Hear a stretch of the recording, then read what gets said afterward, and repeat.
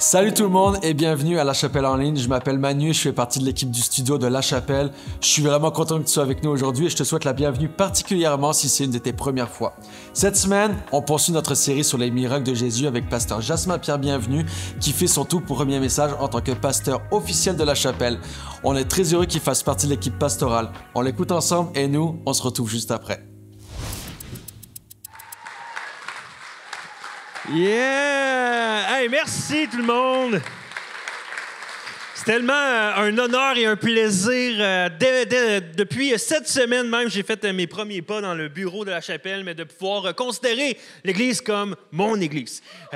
Comme notre Église à moi, ma femme et bébé Nora qui est avec nous également. Puis je veux prendre le temps de vous remercier de votre accueil chaleureux à chaque fois que vous venez nous voir, moi et ma femme. Ça nous fait tellement plaisir d'apprendre à vous connaître, de pouvoir vous compter parmi notre famille, les gens de notre Église, et de pouvoir prier ensemble. Donc, si à la toute fin, on ne s'est jamais rencontrés, n'hésitez pas à aller me rejoindre. Je vais être dans le hall d'entrée. Ma femme va être là et ça va me faire plaisir de pouvoir prendre un temps avec vous, connecter, peut-être prier également pour vous, pour des besoins. Mais je suis là pour ça. Je fais partie de l'équipe pastorale pour pouvoir bien vous servir puis que vous vous sentiez encore plus à la maison, à La Chapelle. Et ce matin, je suis vraiment excité. Puis en fait, je trouve ça vraiment intéressant aussi de joindre La Chapelle parce que j'ai jamais été autant entouré de gens qui trippent sur le soccer. Pour vrai, en ce moment, c'est comme la Coupe du Monde. Et là, il m'en parle. Puis honnêtement, juste pour vous dire, là, je suis complètement indifférent. Ah non, moi, j'aime pas le soccer. J'aime pas ça. Je suis indifférent à vous. Mais en même temps, ça a l'air que vous êtes des vrais. Parce que je pense à midi, il y a l'Angleterre, je pense, qui va jouer. Et là, vous êtes à l'église. On voit les vrais chrétiens. Hein? Qu'est-ce qui est vraiment important? Et je trouve ça vraiment encourageant parce que, comme Pasteur Loïc a dit, on est dans une série qui s'appelle Miracle. Puis là, ça a l'air que le Canada a passé. Ça, c'est un miracle.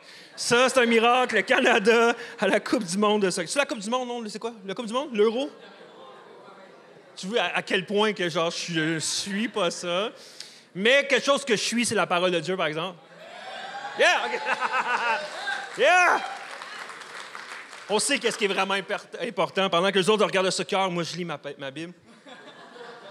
Et j'aimerais ça qu'on puisse lire la Bible ce matin ensemble. Donc, j'aimerais ça vous inviter à vous lever avec moi. On va lire le passage de ce matin. Et si c'est une des premières fois que vous me voyez apporter un message à la chapelle, je suis quelqu'un qui aime vraiment prendre l'histoire de la Bible, se mettre vraiment dans la peau des personnages, regarder à quoi ça consiste cette histoire-là et comment ça pourrait nous impacter à nous et ressembler à nous aussi aujourd'hui. Donc, j'aimerais ça qu'on puisse tourner ensemble dans l'Évangile de Marc au chapitre 2 à partir du verset 1. On lit ça ensemble, puis après ça, on va décortiquer ça pour nous ce matin. Vous êtes prêts? Oui. OK, c'est parti. Quelques jours plus tard, Jésus se rendit à nouveau à Capernaum. On apprit qu'il était à la maison. Une foule s'y rassembla si nombreuse qu'il ne restait plus de place, pas même devant la porte. Et Jésus leur annonçait le message de Dieu. On lui amena un paralysé porté par 4 hommes. Mais ils ne purent pas le transporter jusqu'à Jésus à cause de la foule. Alors ils montèrent sur le toit en terrasse, défirent la toiture de la maison au-dessus de l'endroit où se trouvait Jésus, et par cette ouverture firent glisser le brancard sur lequel le paralysé était couché. Lorsqu'il vit quelle foi ces hommes avaient en lui, Jésus dit au paralysé, « Mon enfant, tes péchés te sont pardonnés. » Or, il y avait assis là quelques spécialistes de la loi qui raisonnaient ainsi en eux-mêmes. « Comment cet homme ose-t-il parler ainsi? Il blasphème! Qui peut pardonner les péchés si ce n'est que Dieu seul? » Jésus sut aussitôt en son esprit les raisonnements qu'ils se faisaient en eux-mêmes et leur dit, « Pourquoi raisonnez-vous ainsi en vous-même? Qu'y a-t-il de plus facile? Dire au paralysé que tes péchés te sont pardonnés ou bien lève-toi, prends ton brancard et marche? Eh bien, vous saurez que le Fils de l'homme a sur la terre le pouvoir de pardonner les péchés. Alors il déclara au paralysé, je te l'ordonne, lève-toi, prends ton brancard et rentre chez toi. Aussitôt, cet homme se leva, prit son brancard et sortit devant tout le monde. Tous furent stupéfaits et rendirent gloire à Dieu en disant, nous n'avons jamais rien vu de pareil. Wow, quelle histoire! Et j'ai hâte de la décortiquer avec vous. Et avant qu'on puisse s'asseoir, j'aimerais qu'on puisse prier ensemble. On va prier pour ce matin et ensuite de ça, on va regarder ça. Père éternel, Tellement un plaisir pour moi de me retrouver ici avec mon Église, La Chapelle, avec mes frères et mes sœurs. Et Père, on est là ici ce matin à regarder à ta parole une histoire qui pointe à ton Fils Jésus. Et Dieu, je te prie que ce matin, on ne puisse pas seulement acquérir de l'information sur une histoire, mais qu'on puisse vivre une transformation au sein de notre cœur, de notre âme, et qu'on puisse ressortir d'ici différent de la manière que nous sommes rentrés. Donc Père, on te remet tout ce dimanche entre tes mains. Et tout le monde dit avec moi? Amen, amen, on peut s'asseoir, yes! Quelle histoire! Moi, j'aime me mettre dans la peau de cette histoire-là et j'aimerais qu'on puisse faire ça ensemble. On a lu l'histoire de Marc 2 qui nous présente en fait juste avant les 4 hommes, il nous présente Jésus qui est dans une maison. Et ça nous dit qu'il y a une foule nombreuse qui sont venus voir Jésus enseigner. Et non seulement la maison était pleine, mais ça nous dit que les gens ne pouvaient plus rentrer à l'intérieur, donc ils se sont mis même autour de la maison. Il y avait une foule autour de la maison pour entendre Jésus parler de la bonne nouvelle. Et ça nous disait également qu'au milieu de la foule, à l'intérieur de la maison, il y avait des scribes et des pharisiens. Qu'est-ce que c'est des scribes et des pharisiens? En fait, c'était comme les prêtres de l'époque, les hommes de Dieu qui représentaient l'institution, l'Église, qui représentent le temple. C'est vraiment les prêtres, mais qui étaient beaucoup axés sur l'extérieur, qui étaient beaucoup axés sur le paraître et non vraiment de vivre quelque chose de cœur avec Dieu. Et eux, ils étaient là pour également voir, c'est qui ce Jésus-là? C'est qui ce Jésus-là que tous les gens vont voir, que ça a l'air qu'il y a des messages incroyables, ça a l'air qu'il fait des miracles, qu'il guérit des gens. Donc même les scribes et les pharisiens qui étaient comme, on veut voir c'est qui cet homme-là qui dit faire des miracles. Et l'histoire nous présente par la suite 4 hommes. On n'a pas leur nom, mais ça nous dit 4 hommes qui arrivent avec un homme paralysé sur un matelas. Et ça nous dit qu'il y avait tellement de monde qui n'était pas capable d'atteindre la maison pour pouvoir amener le paralysé à Jésus. Imaginez la scène. Eux sont avec leur ami sur un matelas. Ils veulent vraiment l'amener à Jésus pour qu'il puisse vivre un miracle, qu'il puisse être guéri. Et il y a tellement de monde pour rentrer dans la maison qu'ils ne sont pas capables. Et j'imagine qu'ils ont sûrement essayé de faire « Hey, laissez-nous passer, on veut aller à Jésus, laissez-nous passer, on veut que Jésus guérisse notre ami. » Et j'imagine toute la foule qui est là, un devant l'autre, à vouloir écouter l'enseignement de Jésus, se retourner, avoir un regard sur le paralysé, sur leurs 4 amis, puis se faire « Moi, je vais me concentrer sur ce que Jésus a à dire pour moi. Je m'en fous de toi. Moi, je veux regarder à Jésus. » Donc, ça nous mène à une histoire où que les 4 gars ne sont pas capables d'amener leur ami à Jésus. Donc, imaginez la situation. Ils déposent le paralytique puis ils disent « Bon, mais caucus, guys, il faut un plan. » Fait que là, j'imagine les 4 gars, j'imaginais la scène, tu sais, que le premier gars fait comme « Ouais, les gars, on a essayé de passer par la foule, ça ne marche pas. Fait que vous avez trouvé une manière de rentrer dans la maison. » Puis là, tu as le deuxième gars, tu sais, qui fait comme hey, « Facile, on passe par le toit. » Et là, t'as comme les autres gars qui sont comme « Ouais, mais tu sais, Jésus est dans la maison, pas sur le toit. » Là, tu sais. Puis là, le deuxième « Non, mais on pète le toit. On brise le toit, on creuse un trou. Puis parce qu'à ce moment-là, c'est avec des poutres et de la terre battue. Il fallait qu'ils creusent tout ça. Fait que, hey, on brise ça, puis on passe notre ami. Puis là, le monde dit « Allez, mais t'es un peu failé. » Là. Puis t'as le 4e, un peu plus savant, tu sais, qui est là, puis fait comme « Ouais, mais il n'y a pas d'autre plan que ça. » Fait que là, les 4 gars, le 3e gars, il fait comme « On le fait? » Puis là, tous les gars ont fait « OK, on le fait? » Et puis là, ils disent « OK, on le fait. » Et là, j'imagine, pognent leur ami, montent sur le toit avec leur ami. Et pendant ce temps-là, il y a toujours Jésus qui enseigne dans une maison. Imaginez, juste là, il est en train d'enseigner. Et d'un coup, pendant qu'il parle, il entend pou, pou, pou, pou. Il entend des pas sur le plafond. Puis là, c'est pas plus 2 pas, 3 pas. Puis là, il y a plusieurs personnes sur le plafond. Puis là, OK, il y a peut-être un petit problème de toiture, ils sont en train de le réparer, peu importe. Et là, tout d'un coup, il entend des tout, tout, tout. Et là, imaginez, là, c'est comme un peu le plafond qui vibre et un peu de poussière qui commence à tomber pendant que tu es en train de porter la bonne nouvelle. Jésus est là, enseigne, puis la poussière qui tombe. Là, tu es comme, OK, c'est un peu distrayant. Mais tout d'un coup, la poussière se tourne en petits morceaux. Puis là, tu es comme, oh, il y a des petits morceaux qui tombent du toit. Puis là, des moyens. Puis après ça, des plus gros morceaux qui commencent à tomber du toit, tu sais. Imaginez là, à quel point ça peut être distrayant d'avoir Jésus qui enseigne, mais en évitant des morceaux. Tu sais.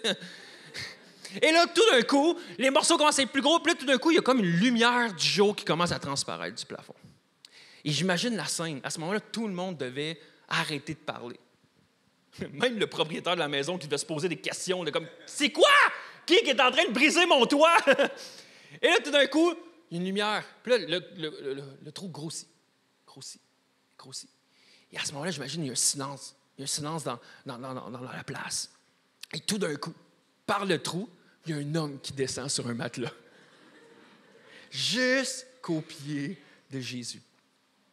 Et je ne sais pas, Jésus s'est approché en fait de l'homme et je ne sais pas qu'est-ce qu'il a vu. Tu sais, quand il a regardé par le trou, je ne sais pas qu'est-ce qu'il a vu, tu sais, parce que j'imagine qu'il y avait sûrement les 4 faces des gars de même qui regardent qu'est-ce qui est en train de se passer. Puis je ne sais pas qu'est-ce que Jésus a vu dans le visage de ces gars-là. Tu sais, est-ce qu'il a vu qu'ils étaient stressés? Est-ce qu'il était anxieux de savoir qu'est-ce que Jésus allait faire? Est-ce qu'il était content de leur plan? Puis il était comme, c'est incroyable, on a vraiment réussi à faire ça. On ne sait pas qu'est-ce que Jésus a vu, mais ça nous dit que Jésus a vu la foi. Jésus a vu la foi de ces 4 hommes-là. Et par la suite, alors que Jésus regarde ces hommes-là, il retourne ses yeux sur le paralysé, puis lui dit, « Mon enfant, tes péchés te sont pardonnés. » C'est quand même un peu weird comme passage, là, tu sais. Puis les gens trouvaient ça weird également, mais j'imagine le paralysé, c'est comme, « Hey, merci Jésus, mais comme pas pour ça je suis là. » C'est comme, j'aimerais ça marcher. Tu peux régler ce problème-là. Merci de mes péchés, mais j'aimerais ça marcher, tu sais. Et puis finalement, Jésus finit par le guérir. Mais tout le monde était choqué par cette affirmation-là, par Jésus qui dit, tes péchés te sont pardonnés.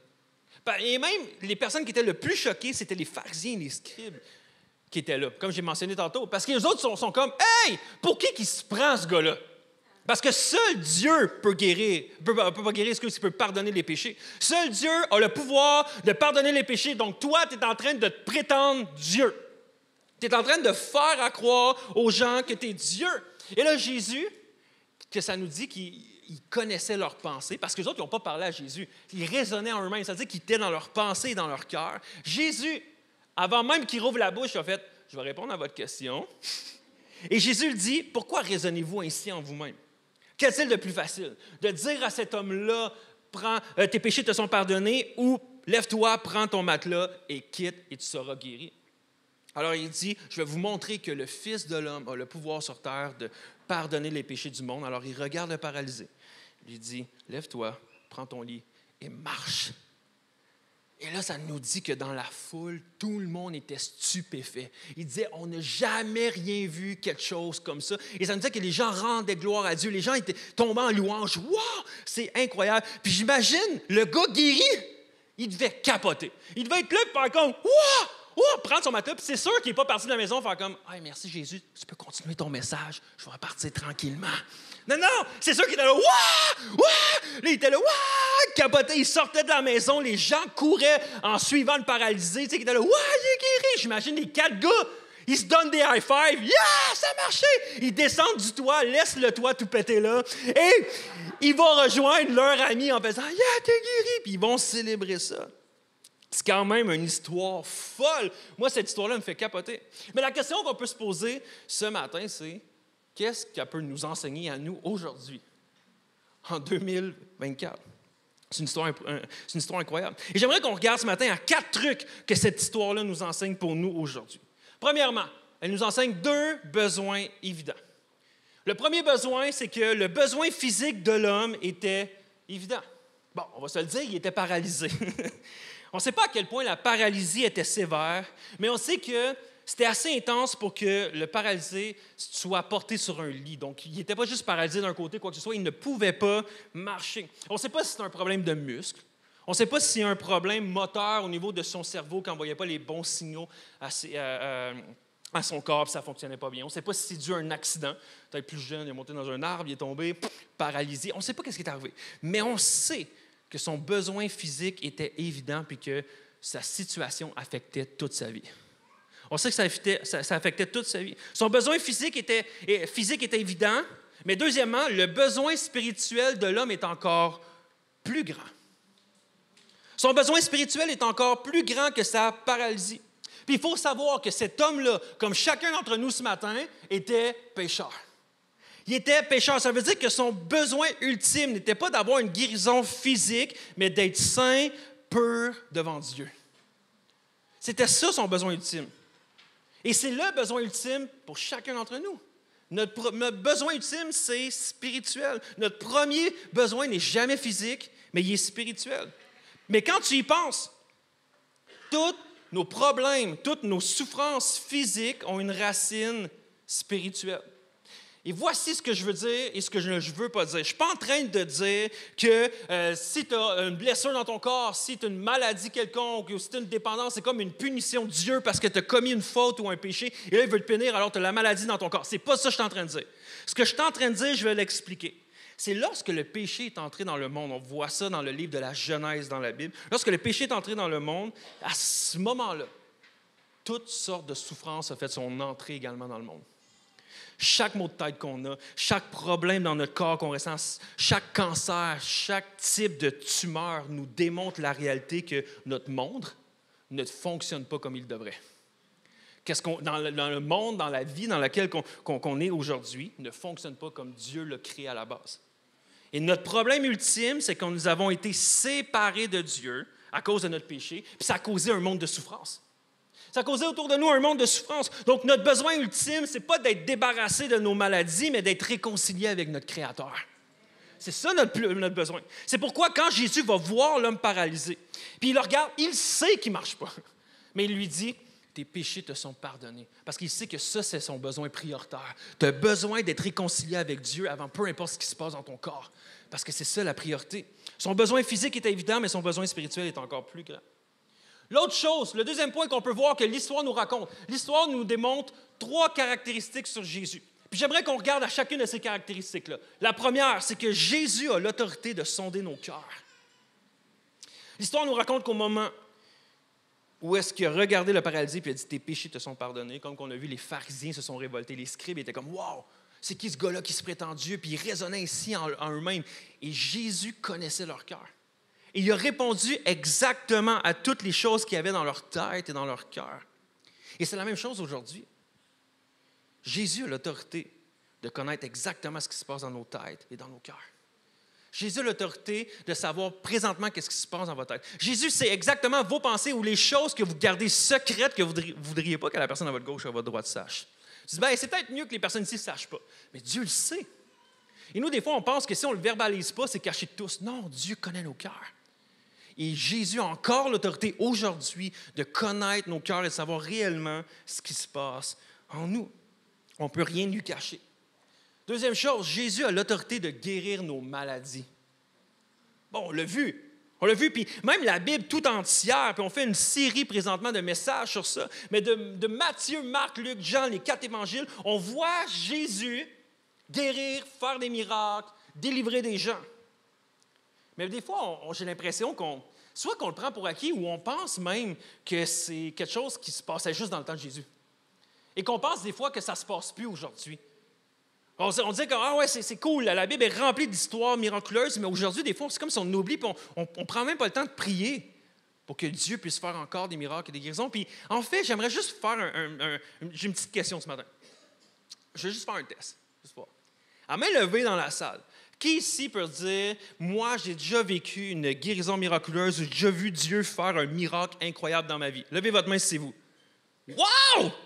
C'est incroyable. Regardez autour de vous le nombre de mains levées. Ça, c'est la preuve que Jésus, encore aujourd'hui, fait des miracles. Est-ce qu'on peut rendre gloire à notre Dieu?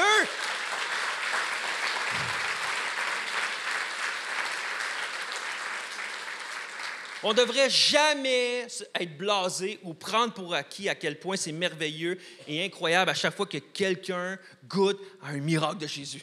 On ne devrait jamais se blaser. C'est tellement puissant, c'est tellement merveilleux. Lorsque Jésus parle, la maladie s'en va. Lorsque Jésus parle, la paralysie s'en va. Lorsque Jésus parle, les démons fuient. Jésus parle et même la mort lui obéit. Jésus a l'ultime autorité de guérir nos maladies, toutes nos souffrances. Et alors qu'on est à l'église, c'est facile d'y croire. Quand le pasteur il dit ça, il est comme « Ah, man! » Mais quand on revient à notre quotidien, le lundi, le mardi, quoi que ce soit, c'est facile de croire que la maladie a le dernier mot, que la souffrance a toute la puissance, que la mort, c'est elle qui a vraiment le pouvoir. Mais il faut se rappeler que non, Jésus est tout puissant. Jésus est tout puissant. C'est tellement incroyable. Puis ça devient encore plus incroyable parce que le texte nous dit également, et là, c'est la troisième caractéristique de Jésus, Jésus a l'autorité de pardonner les péchés. Puis ça, c'est la plus grande de toutes les nouvelles. Mais des fois, j'ai l'impression qu'on est plus impressionné par un Jésus qui guérit que par un Jésus qui nous libère du péché. Et on ne place pas notre réjouissance, des fois, je pense, au meilleur endroit. Parce que c'est la plus grande de toutes les nouvelles. Jésus a l'autorité de pardonner nos péchés. Comme je disais plus tôt, notre besoin ultime il est spirituel et non physique. Parce que nos souffrances physiques proviennent d'une source spirituelle qui est le péché. Le plus gros problème, c'est que nous sommes séparés de Dieu à cause du péché. On est pris dans un monde de souffrance. Donc, puisque notre besoin premier, c'est d'être libre de nos... C'est pas d'être libre de nos maladies, mais d'être libre du péché, Jésus est venu sur terre pour ça. Nous libérer de la racine du péché dans notre vie. C'est pour ça que Jésus est venu sur terre. Oui, on voit au travers les 4 évangiles que Jésus fait des miracles, guérit. Mais la raison première pour laquelle il est venu, c'est pas pour guérir les gens, c'est pour les sauver et les réconcilier avec Dieu. Pourquoi? Parce que si Jésus avait seulement guéri des malades et faire des miracles et libérer des gens de leur dépendance ou quoi que ce soit, bien, il serait juste guéri en enfer. La bonne nouvelle, c'est que Jésus est venu pour nous réconcilier avec Dieu. Et si le péché est littéralement la racine de toutes nos souffrances, alors on a besoin de quelqu'un pour régler ce problème-là. On a besoin de quelqu'un qui n'a pas seulement la puissance contre les maladies, mais la puissance contre le péché et la mort. Et l'histoire de Marc 2 pointe vraiment à ce que Jésus est réellement venu faire. Les pharisiens et les scribes, à ce moment-là, avaient raison de se révolter. Pas comme, wow, c'est qui ce gars-là qui se prétend Dieu de pardonner les péchés? C'était normal de réagir comme ça. So, même si les pharisiens étaient ceux qui connaissaient la loi, ils connaissaient l'Ancien Testament par cœur, ils ont échoué à quelque chose. Ils ont échoué à reconnaître que Jésus était littéralement le Messie, Dieu en os et en chair en os devant eux. Ils ont échoué de reconnaître ça. Mais c'est ça la bonne nouvelle, c'est que Jésus est venu pour nous libérer de nos péchés. Dieu n'a pas abandonné les êtres humains pécheurs dans un monde de souffrance, fait qu'il a dit, moi, je vais venir moi-même vous libérer de ça. Jésus a vécu une vie parfaite que nous, on n'est pas capable de faire. Jésus a été parfait, sans péché. Il a obéi à chaque chose que Dieu avait ordonnée. Il a obéi parfaitement. Alors, il était sans péché. Et alors qu'il était sans péché, il ne méritait pas de mourir. Il ne méritait pas de porter aucun péché. Mais il a fait, c'est quoi, gars, je vais prendre votre place. Je vais être votre substitut. C'est ça que la Bible appelle. C'est, je vais prendre votre place. Alors que chacun d'entre nous, on méritait de mourir sur une croix pour nos fautes. Jésus il a fait, non. C'est moi qui vais prendre la place. Puis moi, je vais prendre le péché du monde sur moi. Jésus est mort pour nos péchés. Puis ça, c'est la bonne nouvelle. C'est tellement incroyable. Puis qu'est-ce qui est encore plus incroyable, c'est que Jésus n'est pas mort bien longtemps. 3 jours. 3 jours. Ça nous dit qu'alors que Jésus est mort sur la croix, on l'a pris, on l'a mis dans un tombeau, et 3 jours plus tard, le tombeau était ouvert, Jésus n'était pas là, Jésus était ressuscité, il a été victorieux sur la mort. C'est incroyable!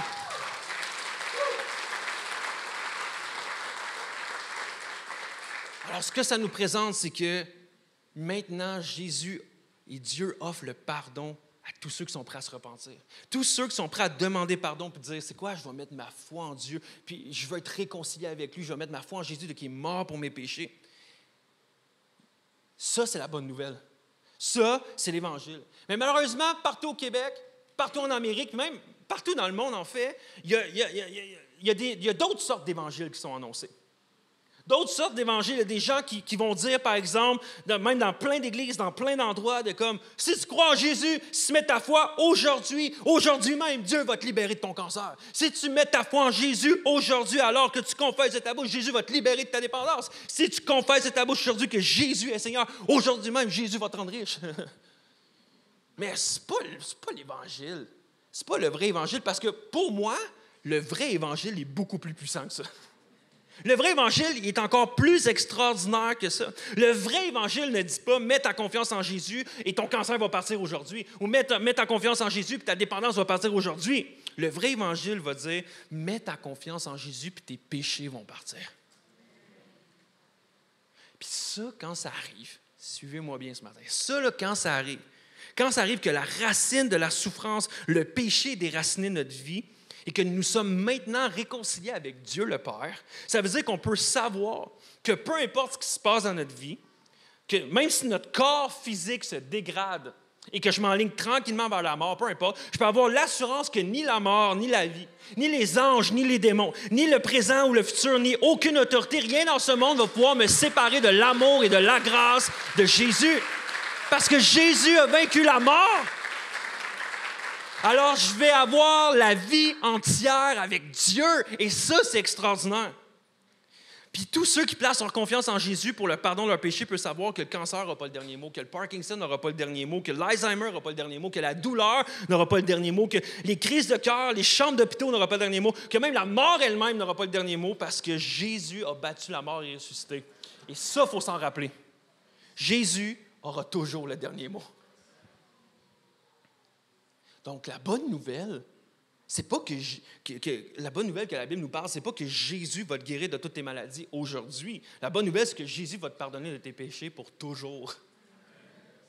Ça, c'est extraordinaire. Puis ça, le pardon de nos péchés, c'est ça qu'on a réellement besoin parce que notre besoin ultime est spirituel. Jésus a l'autorité de pardonner nos péchés. Ça nous mène à la quatrième chose que le texte nous parle, qui, selon moi, nous encourage pour chacun d'entre nous. Et le quatrième point, c'est notre besoin d'amis de foi. On a besoin d'avoir des gens, des hommes, des femmes autour de nous qui ont la foi pour nous amener jusqu'à Jésus. Cette histoire-là se réalise parce que 4 hommes ont eu assez de foi et qui ont persévéré dans leur foi pour amener leur ami à Jésus. Sans ces 4 hommes-là, on n'aurait pas cette histoire-là.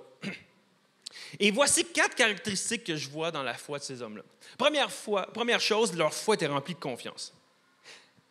Pourquoi je dis ça? Parce que je ne pense pas que ces gars-là auraient fait ça sur un peut-être. Hey, les gars, on monte notre ami sur le toit, on brise le toit, on passe notre ami là, on va peut-être marcher. Non! Ils ont fait ça parce qu'il y avait une entière confiance que s'ils réussissaient à amener leur ami paralysé à Jésus, c'est sûr que Jésus allait faire quelque chose parce que Jésus est littéralement la source qui va répondre aux besoins de notre ami.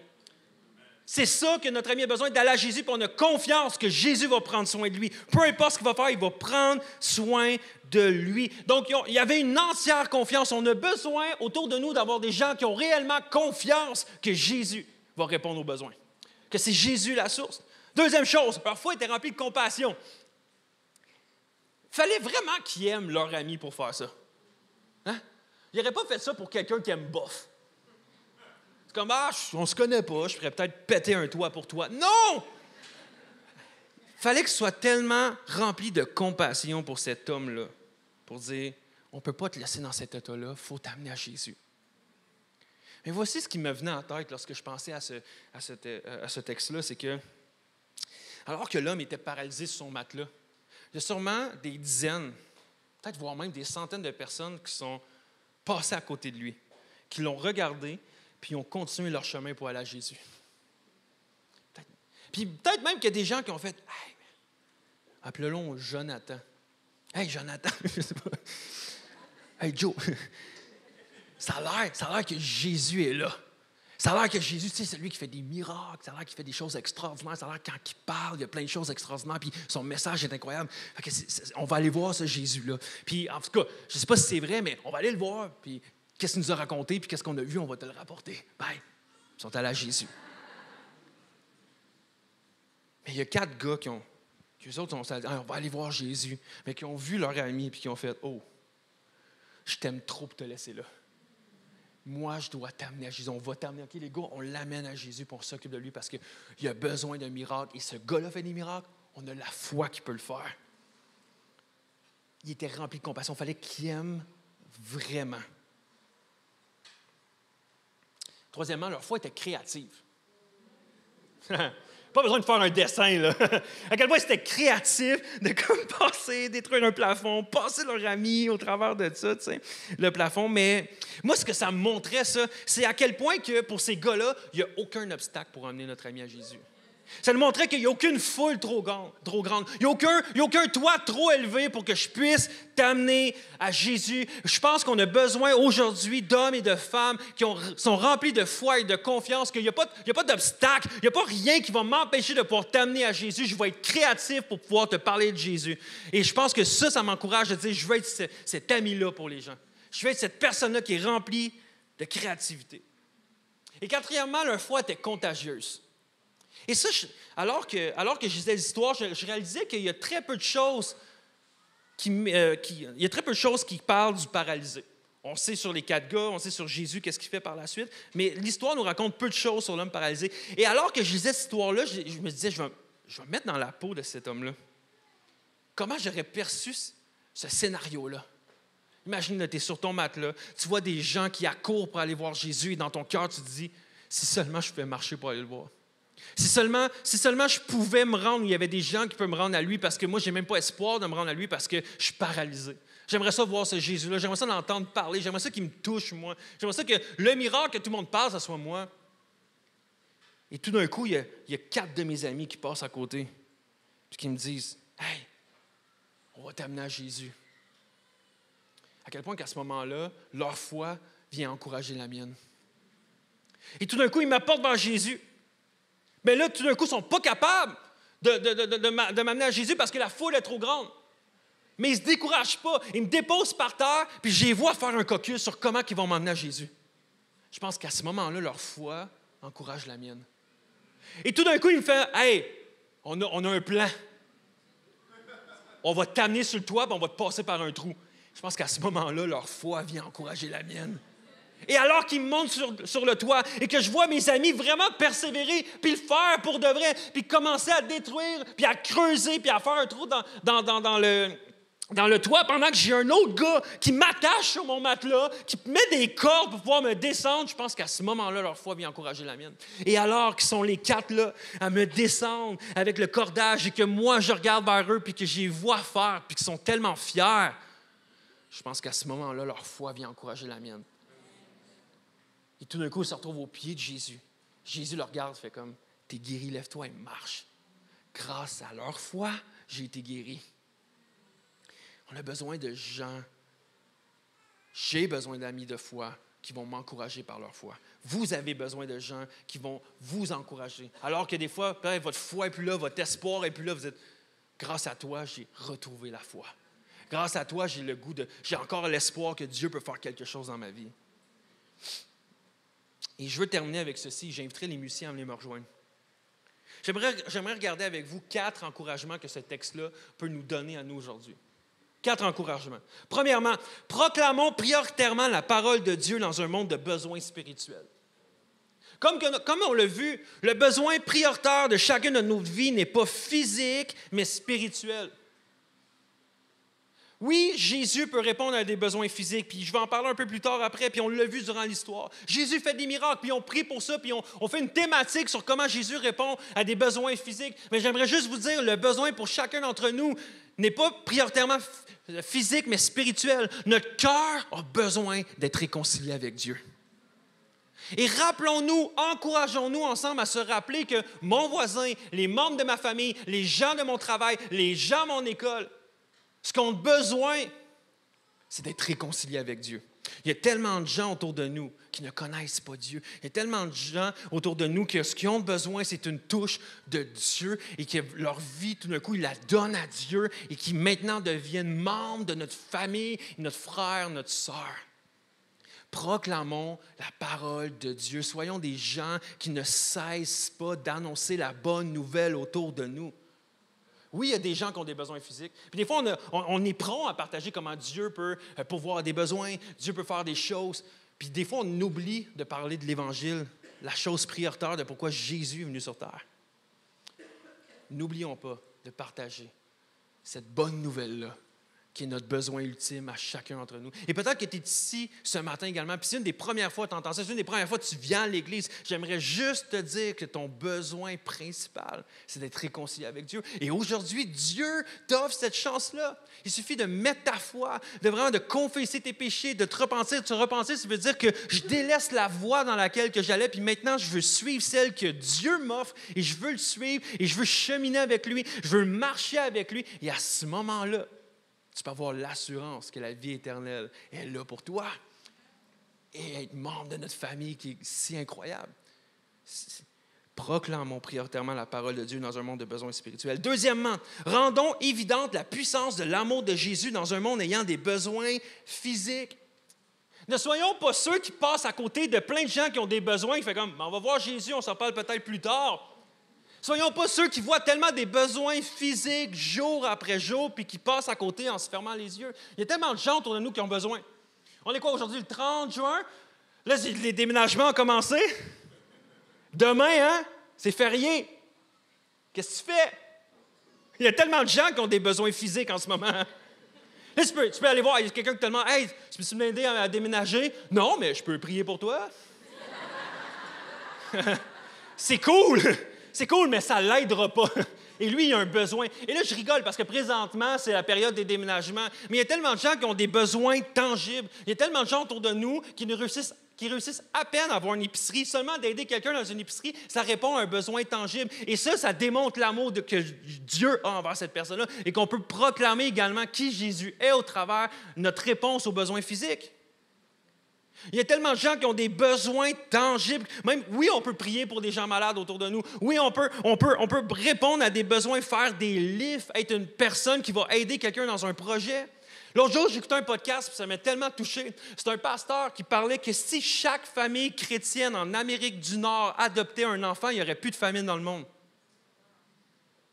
C'est incroyable. Si chaque famille chrétienne, on décidait d'adopter un enfant qui nous comprenne vraiment c'est quoi l'adoption, parce que Dieu nous adopte dans sa famille, il n'y aurait plus de famine dans le monde. En Amérique du Nord seulement, Canada et États-Unis. Puis on sait à quel point on n'est pas si nombreux, en tout cas surtout au Québec, de chrétiens, mais si nous, on s'engageait à répondre à un besoin physique, ça peut transformer une situation mondiale. Il y a tellement de besoins autour de nous. Soyons pas ceux qui se prétendent plus spirituels en voulant prier, puis honorer Dieu, puis en faisant des louanges, en faisant plein d'affaires, mais en laissant les besoins non répondus. C'est aussi spirituel de répondre aux besoins. Jésus, oui, a pardonné les péchés de l'homme, mais il a aussi répondu à son besoin physique. Parce que l'homme était là il avait ce besoin-là. Soyons ceux et celles qui répondent aux besoins physiques autour de nous à l'image de Jésus. Troisièmement, persévérons dans une évangélisation remplie de foi. L'autre jour, j'étais avec des amis à Sherbrooke. Tu sais. Puis on parlait, puis je vous écoutais parler, puis je réalisais qu'on ne réussira pas à faire grandir le royaume de Dieu si on parle plus de comment c'est difficile d'évangéliser plutôt qu'à quel point Dieu est extraordinaire. Des fois, c'est fou à quel point qu'on s'encourage, fait comme « Ouais, j'essaie d'évangéliser, moi, je pogne un mur, puis là, « Ouais, moi, tout, c'est pas facile, ouais, c'est pas facile, ouais, c'est pas facile. » C'est fou à quel point on ne sortira pas de ce caucus-là de groupe en faisant comme « Hey, je suis motivé, là, hein? C'est sûr que je vais le faire. » Non, c'est sûr qu'on va être découragé. On a besoin de s'encourager, avoir la foi, puis de continuer à se partager des histoires, de faire comme Dieu est extraordinaire, guys. Pasteur Loïc l'a annoncé, il y a quelqu'un qui a été délivré. J'ai le goût, moi aussi, que mon voisin, la personne de ma famille, quelqu'un à mon travail puisse vivre cette délivrance-là aussi. Fait que j'ai besoin d'y parler de Dieu. Je veux y parler de Dieu, puis pas abandonner. Parce que des fois, oui, on frappe des murs. Oui, des fois, on va partager Jésus autour de nous, puis la personne va faire « je ne suis pas intéressé ». Puis là, on frappe un mur.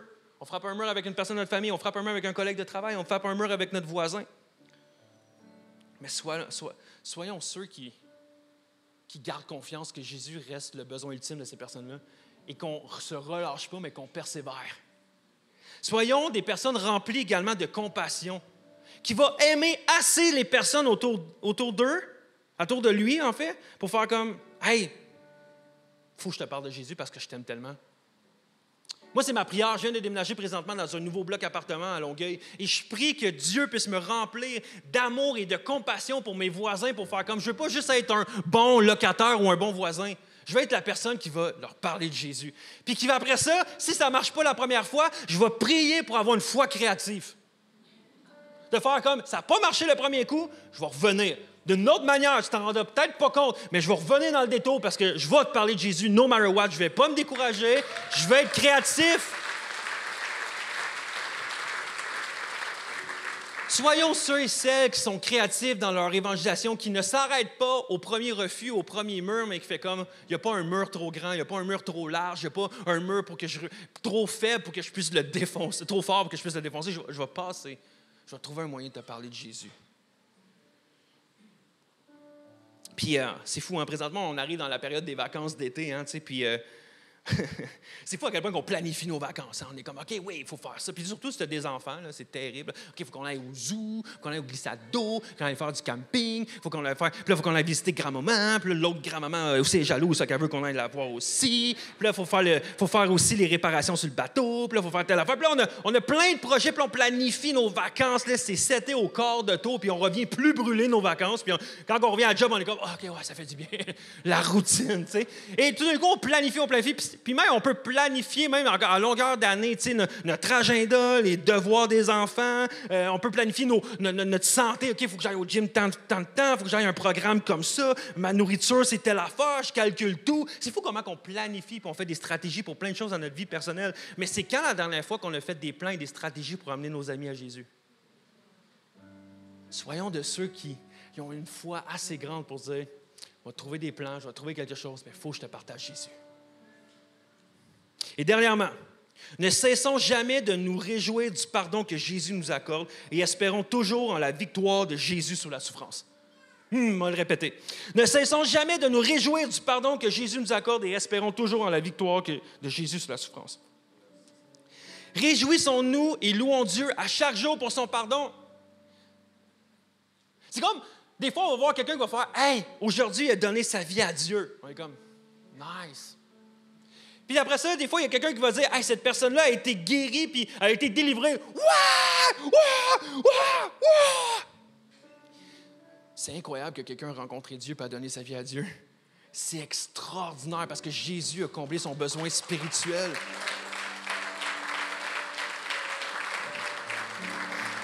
À chaque fois que quelqu'un rencontre Dieu, on devrait capoter.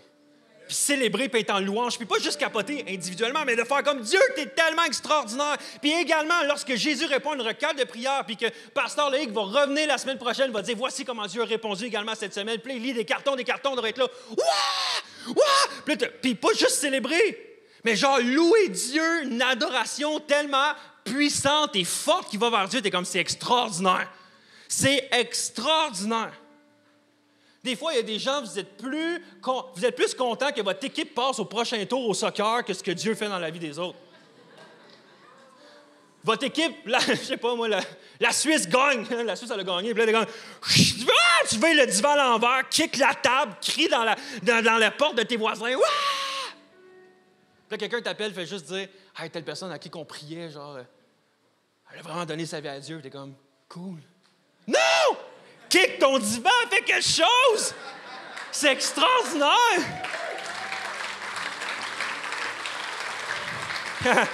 Pour vrai, la Bible dit que lorsque quelqu'un rencontre Dieu, se détourne de ses péchés et suit maintenant Dieu, il y a un party au ciel. Puis là, tu te dis, ouais, mais c'est au ciel, c'est juste des anges ensemble. Non, on est appelé à vivre le ciel sur la terre. Donc, c'est un party. On devrait se réjouir. Puis à chaque fois, à partir de maintenant qu'on va entendre un miracle ou que quelqu'un a donné sa vie à Dieu, je m'attends à une église loud. Je m'attends à une église des croyants, des croyantes qui célèbrent Dieu fortement. Fait que tantôt dans la louange, il faut qu'on soit plus fort que le volume, OK? Et dernièrement, je termine avec ceci. Perdons pas espoir. Espérons toujours en la victoire de Jésus sur la souffrance. Il y a certaines personnes, par exemple, ici, que tu m'entends parler puis tu es découragé parce que tu as prié pendant des semaines, des mois, peut-être voire des années pour que ta maladie s'en aille de ta vie et est encore là. Tu as prié pendant des mois pour voir vraiment une restauration dans ton couple, puis ce n'est pas arrivé. Ça fait des années que tu pries que ton enfant revienne à Dieu, puis ce n'est pas encore arrivé. Ça fait des semaines, des mois que tu pries pour que la dépendance sorte de ton corps, puis que tu finis cette dépendance-là, puis c'est encore là. Et qu'est-ce qui arrive, c'est que tu t'es découragé de prier. C'est fait, j'ai abandonné, j'ai plus la foi. J'aimerais juste te dire que Jésus fait encore des miracles aujourd'hui. Et j'aimerais t'encourager que notre foi puisse alimenter ta foi et qu'aujourd'hui, tu te réengages. Fais comme, OK, je vais recommencer à prier. Je vais recommencer à prier pour la restauration dans mon couple. Je vais recommencer à prier pour que la maladie quitte mon corps ou quitte le corps de ma mère, de mon cousin, de mon enfant. Que je vais prier vraiment pour que la dépendance cesse. Je vais vraiment prier pour une restauration dans ma famille et qu'aujourd'hui, tu retrouves la foi. Parce que la salle est remplie de miracles. On a vu des dizaines et des dizaines de mains levées de gens qui ont dit « Moi, j'ai vécu un miracle et ça prête encore à t'apporter. » J'aimerais aujourd'hui, si tu as perdu la foi, on veut prier pour toi pour que tu puisses retrouver la foi, retrouver l'espoir de dire « Jésus peut faire encore quelque chose dans ma situation. » Et ma situation n'est pas trop désespérée pour Dieu. Parce qu'il n'y a rien d'impossible à Dieu. Est-ce qu'on peut se lever ensemble? On va prier ensemble.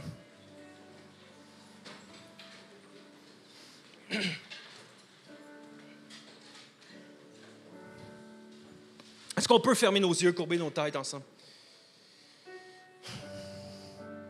Dieu, je veux premièrement te prier pour chacune des personnes qui peut-être ici pour la première fois ont cette chance-là de répondre oui à toi. Alors que tu es venu répondre à notre besoin ultime qui était d'être réconcilié avec toi en envoyant ton Fils mourir à la croix pour nous. Je prie pour des personnes qui peut-être pour la première fois ce matin vont accepter ce que tu as fait pour lui et pour elle. Et que ce matin, ils vont décider de se détourner de la manière de vivre et de dire « OK, maintenant, ce n'est plus moi qui dirige ma vie, mais maintenant, je veux que ça soit Dieu. » Je reconnais que je suis pécheur. Je reconnais que vraiment, je me suis égaré. Puis je reconnais que Dieu m'offre la vie éternelle et je veux goûter à ça. Je veux goûter à son pardon. Je veux goûter à son amour. Je veux goûter vraiment à cette relation-là avec lui. Et je veux prier, Père, pour chacune de ces personnes-là aujourd'hui qui a cette chance-là de dire oui. Puis qui aujourd'hui puissent avoir un avant puis un après. Qu'aujourd'hui même, alors qu'ils vont vers toi et qu'ils disent « Oui, je veux te suivre », alors qu'ils vont commencer à marcher avec toi, qu'ils vont commencer à obéir, qu'ils vont commencer à voir comment que la vie que tu nous recommandes de vivre est tellement extraordinaire, qu'ils puissent vivre cette transformation-là spirituelle dans leur être aujourd'hui. Et Dieu, on ne veut pas perdre espoir également pour tous les besoins encore qui ne sont pas répondus. Je veux te prier, Père, pour chacune des personnes qui ce matin ont perdu espoir. Toutes ces personnes-là que ça fait des semaines et des mois, puis qui prient, puis qui n'ont pas vu encore ta main guérissante. Dieu, on ne comprend pas pourquoi, mais on sait que tu es un Dieu qui agit encore aujourd'hui, que ta main n'est pas limitée, qu'il n'y a pas une situation trop grande ou une maladie trop intense ou vraiment une dépendance trop ancrée pour que tu puisses la libérer. Dieu, tu es un Dieu extraordinaire, qui fait des délivrances, qui libère. Dieu, on prie pour chacune des personnes qui ont perdu espoir, qui aujourd'hui puissent retrouver l'espoir dans le nom de Jésus. Vraiment qu'aujourd'hui puissent retrouver vraiment cette foi-là, ce zèle-là de prière, puis qu'ils puissent être encouragés par des frères et des sœurs autour d'eux pour dire « OK, prions ensemble pour ma situation. » Et Dieu, je te prie, en fait, je te supplie de répondre. Et qu'ils puissent voir que finalement, tu es encore un Dieu qui parle, qui guérit, qui agit, qui touche et qui transforme. Dieu, on veut venir devant toi en te demandant d'augmenter notre foi. Dieu, je veux faire la prière de Jean-Baptiste. Il faut qu'il croisse et que je diminue. Dieu, grandis en nous, que ton esprit puisse prendre plus de place et que des fois notre manque de foi ou quoi que ce soit puisse juste baisser.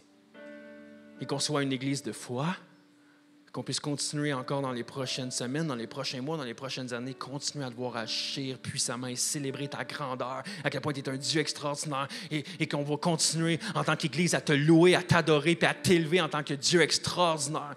Donc, Père, reçois notre louange, reçois vraiment notre adoration ce matin. On veut dire à quel point tu es extraordinaire. On veut te remercier pour quel Dieu tu es et reçois favorablement nos temps de louange. C'est dans le nom de Jésus que j'ai prié. Tout le monde dit avec moi. Amen, amen. Chantons à Dieu ce matin. Rendons gloire à Dieu. Bon dimanche, la chapelle.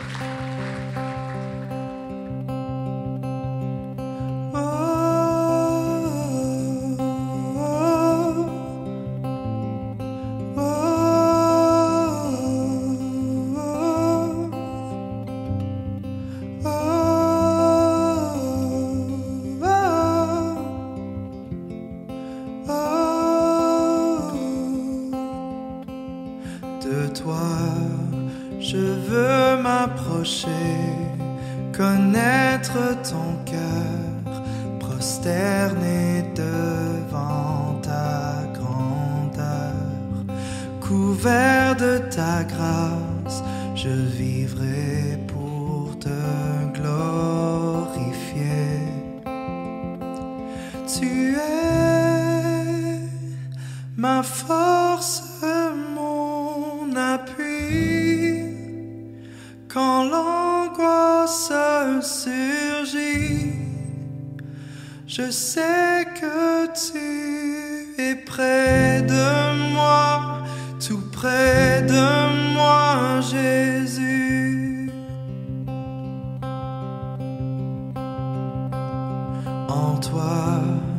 mes craintes s'enfuient, ma foi s'illumine, enfin je perçois ta faveur. Couvert de ta grâce, je vivrai pour l'éternité. Tu es ma force, mon appui. Quand l'angoisse surgit, je sais que tu es près de moi, tout près de moi. Tu es la vérité, la vie, le chemin qui conduit mon cœur à s'approcher de toi, tout près de toi, Jésus. Je veux m'approcher de toi, je veux m'approcher de toi, tout près de toi.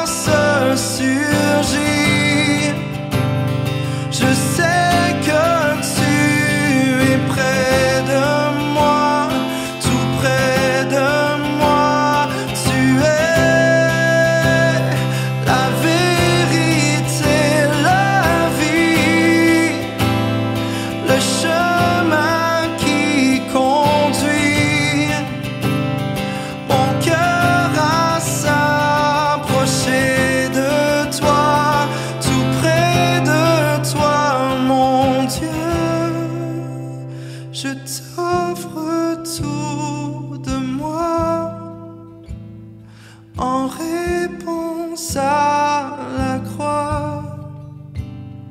Que ma vie serve à t'adorer de toute éternité.